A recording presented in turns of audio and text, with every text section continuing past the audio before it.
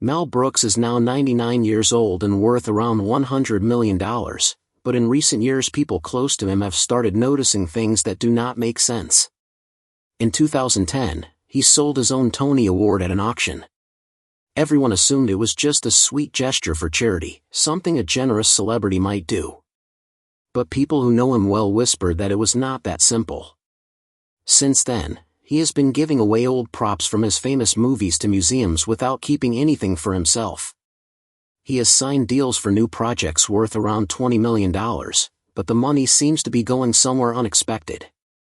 His family is uneasy, his lawyers are puzzled, and what first looked like normal generosity feels like something bigger. No one knows for sure what he is planning, but they all agree it is something surprising. Mel Brooks began life far away from fame, comfort, or wealth. He was born on June 28, 1926, in a cramped tenement building on Powell Street in Brownsville, Brooklyn. The apartment was so small and the air inside always felt heavy. His family survived on only $25 a week, which today would barely equal $400. His parents, Kate Brookman and Max Kaminsky, carried the struggles of their Ukrainian Jewish roots and the crushing pressure of the Great Depression. Mel was the youngest of 4 boys.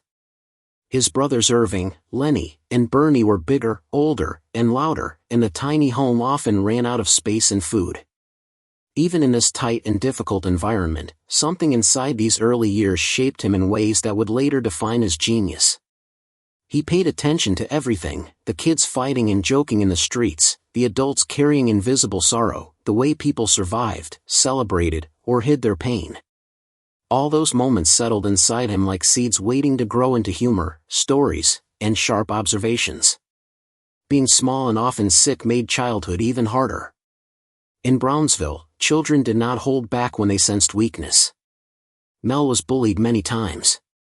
His brothers could fight, but Mel learned a different kind of survival. He learned to be quick with his words. Some days he hid in alleyways just to avoid getting beaten.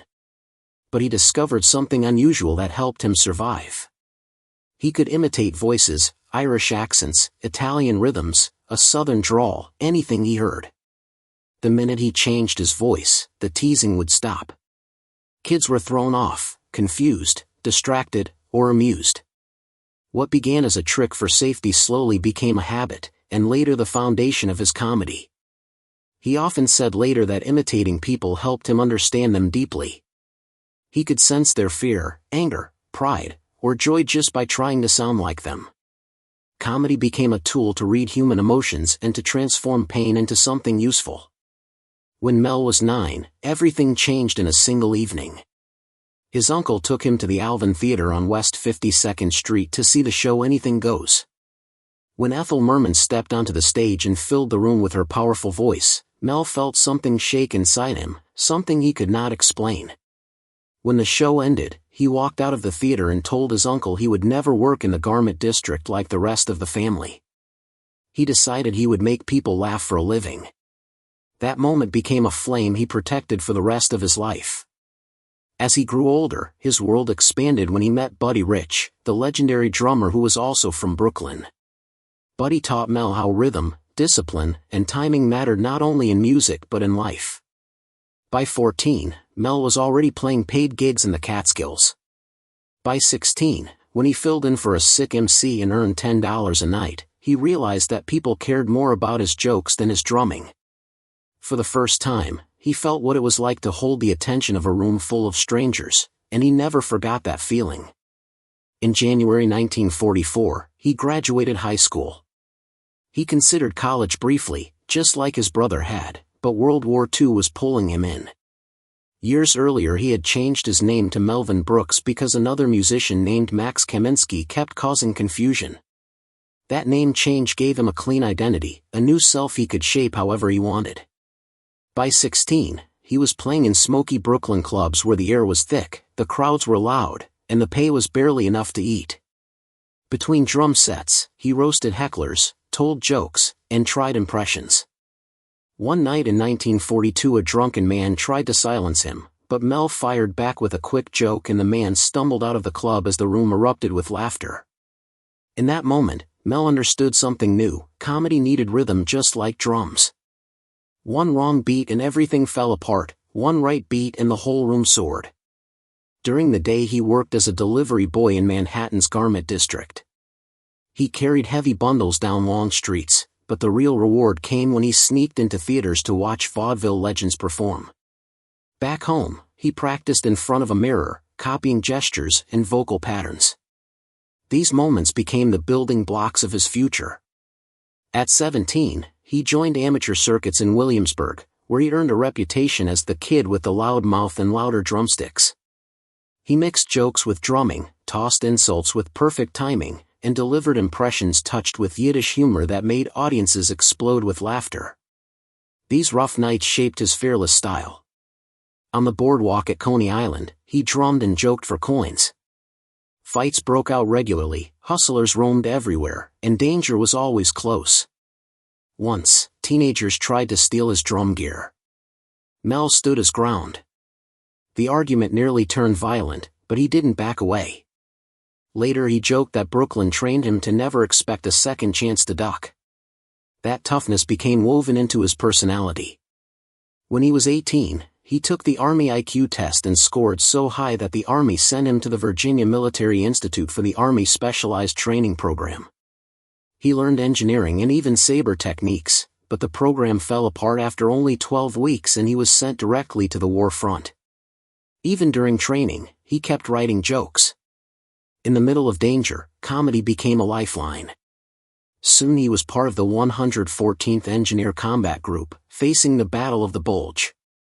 He cleared mines in frozen forests, surrounded by German patrols and deadly silence. He watched friends die. He saw mines explode only yards away. Once, he spotted a cluster of buried mines just in time to save his squad. Later, he joked that minefields taught him comedic timing because survival depended on knowing exactly when to pause. His unit built Bailey bridges under sniper fire and checked buildings for traps. When German propaganda blared through loudspeakers, Mel grabbed a bullhorn and shouted silly songs to mock them. Humor kept fear away, even just for a moment. After the war ended, he returned home in 1946 as a corporal with memories he tried to bury. He found work at Grossinger's Resort, earning $75 a week playing drums, hosting shows, and doing stunts to make people laugh. Some nights he would even dive into the pool fully dressed just to energize the crowd. The rooms were chaotic and unpredictable, but they sharpened his instincts.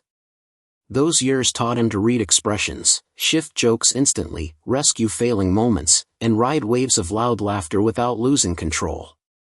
By the late 1940s, he drifted between radio stations, handing out jokes to producers. In smoky clubs, he tested routines about war and life. One night a joke about mines fell flat, and the room froze. Instead of panicking, he revised the punchline on the spot, turning silence into roaring laughter. A producer noticed the skill and hired him for his first writing job at $25 a week. It was not much, but it was proof that he was finally entering a bigger world. In 1949, he auditioned for Sid Caesar's show. Instead of performing something polished, Brooks dropped to his knees and sang a strange, self-mocking song about how terrible he was. It was desperate, bold, and unforgettable. Sid Caesar hired him immediately. The pay was small but steady, and it placed him in a writer's room filled with legends like Neil Simon, Carl Reiner, and Mel Tolkien. They worked extreme hours, sometimes staying awake for 72 hours straight. They wrote more than 200 sketches a year for live television. The pressure was enormous, but the creativity was electric. He wrote sketches that pushed boundaries, blending absurdity with sharp humor. One sketch, called The Clock, required actors to freeze for hours on live TV. Brooks tried it during rehearsal and collapsed after nearly 4 hours. That moment shaped his love for physical comedy, and later influenced his films. Another sketch he wrote with Larry Gelbart, French Underground, included a hidden joke hinting that Nazis were so foolish even a mouse could defeat them. The censors panicked, and the joke almost got the episode pulled. Brooks and Gelbart rewrote it at the last minute. These battles were early signs of his lifelong habit, pushing against restrictions without fear. By 1954, he earned his first Emmy nomination. Behind the scenes, tensions ran high.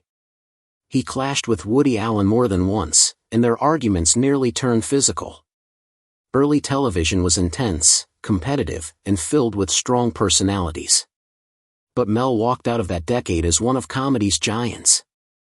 In 1960, Mel and Carl Reiner recorded The 2,000-Year-Old Man. It was unscripted, wild, sometimes vulgar, and many radio stations refused to play it. But audiences loved it, and the album sold over 1 million copies. Its raw humor freed him even more. By 1958, he left television, exhausted from years of non-stop writing and low pay. He tried Broadway with a musical called Shinbone Alley, but it flopped after only 49 performances. Even so, Mel Brooks kept going. Everything he had lived, poverty, fear, war, failure, hope, turned into the force that made him one of the most important comedic minds in history. The failure of his project hurt Mel Brooks both financially and emotionally, but that setback pushed him to change direction. He realized that if he wanted true creative freedom, he needed full control over his own work. That insight led him toward filmmaking, where he decided to direct his next big idea. In 1967, he pitched The Producers, a wild comedy built around a satire of Hitler. Studio after studio rejected it. 10 rejections came in a row, and most people thought the idea was too risky or too offensive to succeed. At last, Joseph E. Levine agreed to finance it, but he gave strict limitations. The budget was capped at $941,000, and the entire film had to be completed in just 40 days. Levine also refused to allow the original title, Springtime for Hitler, because he believed audiences would protest, so he forced the simpler title, The Producers. Brooks believed so strongly in the project that he chased down the actor Zero Mostel in a diner after recognizing him, and personally convinced him to take the role of Max Bialystock. The set was chaotic, loud, and emotional, but that messy energy shaped something unforgettable. The biggest controversy came from the musical number Springtime for Hitler.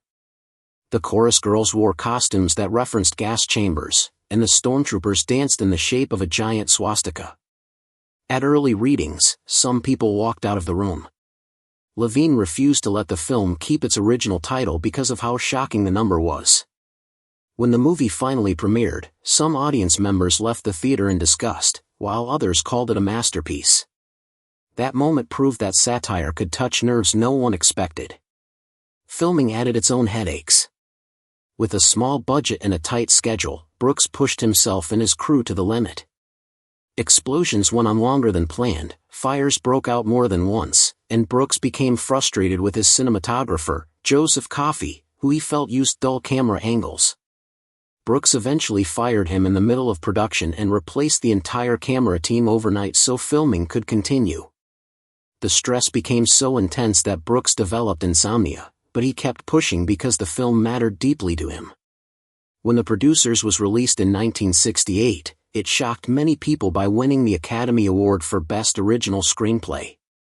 Yet in theaters it earned only $375,524, less than half its budget. On paper it lost close to $3 million, and Brooks ended up in debt. He had to sell personal belongings and deal with studio accounting so confusing that he distrusted Hollywood finances for many years afterward. That failure made it harder to fund his next films, but it also made him fearless. Before all this, he had co-created the television show Get Smart in 1965 with Buck Henry. The show won 7 Emmys, but Brooks quit after the second season because NBC censors kept watering down his jokes. They wanted family-friendly touches like adding a cute dog or a gentle mother figure. Brooks refused, saying Max had no mother and never would. When the network softened the show, Brooks walked away, deciding he would only work on projects where he could protect his own voice. Brooks always pushed comedy further than anyone else dared, and that boldness showed early in the making of Blazing Saddles in 1974. For the famous campfire scene, he wanted everything real, so the actors ate actual baked beans and drank beer before filming. Every sound in the scene came from the actors themselves. They repeated the gag more than 100 times, but in the final cut Brooks used only 12 farts because he tested audience reactions and believed 12 was the perfect number before people stopped laughing and started feeling grossed out. He even raised the sound levels during editing so the joke would not be drowned out by laughter. Warner Brothers executives hated the scene and warned that it would offend audiences, but Brooks refused to cut it and declared it the funniest moment in the film. That decision changed comedy history forever, and afterward, crude humor became common in movies. Later that same year, he fought another creative battle. By 1974, Hollywood had fully embraced color films, but Brooks insisted that Young Frankenstein had to be shot in black and white. He wanted it to match the classic horror films he loved. Universal executives were stunned.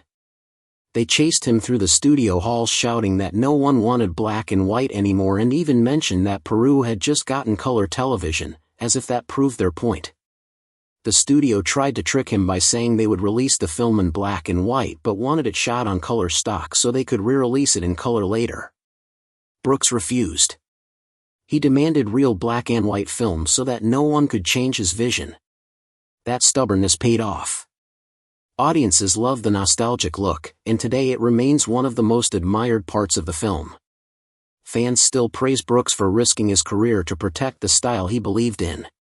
During these years, rumors spread about Brooks rewriting scenes while high on marijuana. He wanted the atmosphere on set to feel loose and spontaneous, and sometimes he used it to spark fast jokes and fresh ideas. Studio executives disliked the rumors and whispered about addiction, even suggesting he might become uninsurable. One executive warned him that a single arrest could end his career. Brooks never admitted to being addicted, but those whispers nearly derailed his future. Still, the films were huge hits, earning more than $100 million combined. His risks paid off yet again. When he created Spaceballs in 1987, he needed permission from George Lucas because of the Star Wars references. Lucas agreed but set one strict rule: no merchandise. He worried that Spaceballs toys would look too similar to Star Wars merchandise, which had already earned hundreds of millions. Because of that ban, Spaceballs lost millions in potential toy sales. Silly items Brooks wanted, like Princess Vespa scooters or Barf airbags, never became real products. Brooks didn't let the rule go unnoticed. He added the line from Yogurt, "Merchandising is where the real money is," delivering it like a punch. 30 years later, Elon Musk jokingly named his flamethrower after the same line, and it sold out instantly. Lucas's merchandise ban never changed, and Spaceballs remains one of the only major films with almost no official action figures. Joan Rivers joined the cast as the voice of Dot Matrix. She improvised many of her lines and added voice glitches that made the character unforgettable. But the set had dangers. One practical explosion went wrong and burned Rick Moranis' wig so badly he needed medical attention. Production paused while he was rushed to the hospital. Brooks later said the accident raised the insurance costs by $50,000, which was a huge hit for a comedy film at the time. The chaos only added to the movie's legend. Dot Matrix became one of Rivers' most loved performances, and fans still mention that hospital incident when talking about the film's wild production. Spaceballs did not remain cheap. It began with a modest budget but soon ballooned to $22.7 million, more than double what the first Star Wars cost to make. Most of the money went to practical effects. The ludicrous speed sequence alone required custom models and intense planning. MGM executives panicked about the rising budget and were even more upset when Brooks included the combing the desert joke. Some executives found it offensive and pushed for edits. They even threatened to shut down the production if he refused. Brooks fought back, insisting it was satire. Despite the tension, Spaceballs survived and eventually became a beloved cult classic. Even the smallest jokes caused real-world fallout. After the film was released, several yogurt companies sued the studio, claiming that the character Yogurt confused customers. Every lawsuit was dismissed, but the cases showed how easily parody could step into legal territory. In the end, Yogurt became an iconic character, copied in fan art and referenced across pop culture. The legal battles only made the story of the film funnier. Brooks had taken big risks in earlier projects too. In History of the World, Part 1 in 1981, he created the famous Jews in Space sketch. It was a playful twist on Star Trek, with spaceships shaped like Stars of David and glowing Hebrew letters drifting through space. The humor made a bold point about Jewish survival.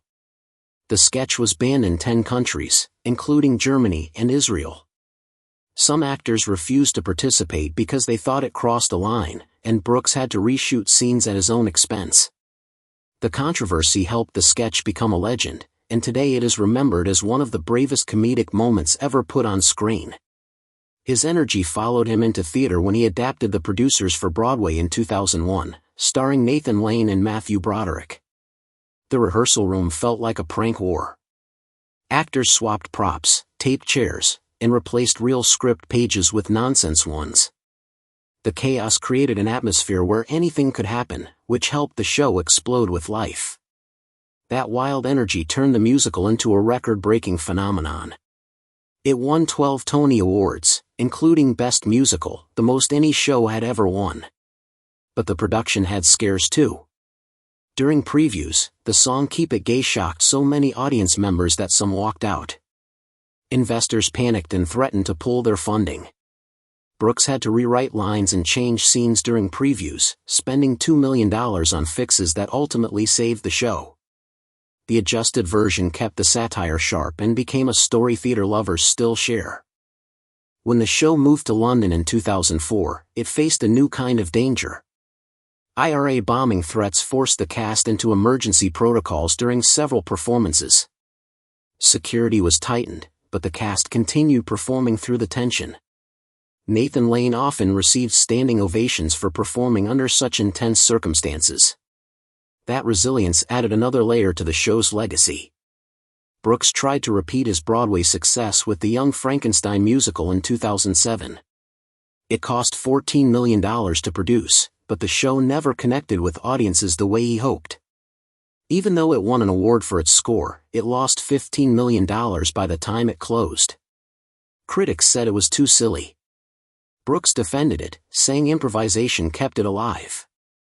The financial loss shocked the theater world and reminded everyone that even legends face failure.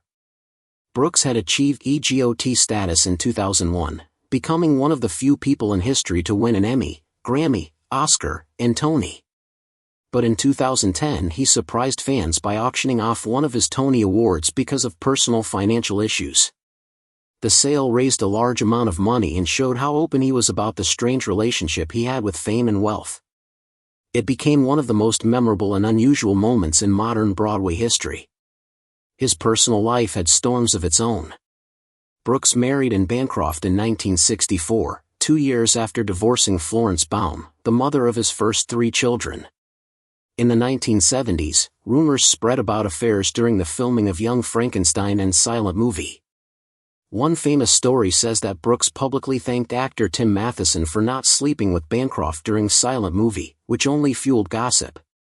These rumors strained their marriage and nearly pushed them to divorce, but they stayed together until Bancroft died of uterine cancer in 2005. Even now, Brooks refuses to slow down.